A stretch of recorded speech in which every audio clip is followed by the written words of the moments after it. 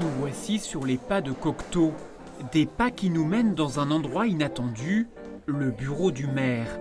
Il faut se replonger dans les années 50, la rencontre du maire de l'époque avec l'artiste lors du festival de musique.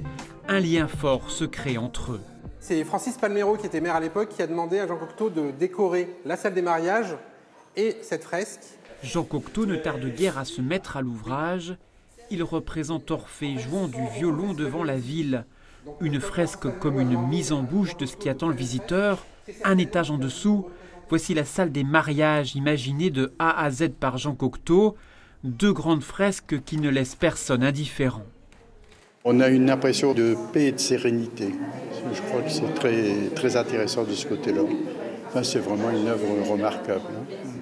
D'un côté, une scène de mythologie, de l'autre, une réécriture plutôt surprenante de la cérémonie du mariage. Alors, le jeune homme et la jeune fille éplorée, c'est la fiancée qui a été rejetée par le marié et son frère, d'où ce regard un petit peu courroucé.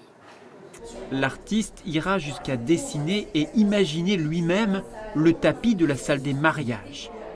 Lorsque des jeunes mentonnés viennent se marier dans cette magnifique salle, c'est le tapis qui est ce que Cocteau a symbolisé comme le tapis de belle-mère, plutôt tigresse, parce que la maman ne veut jamais laisser partir son fils de son foyer. Cocteau s'invitant à l'hôtel de ville de Menton à découvrir durant les journées du patrimoine.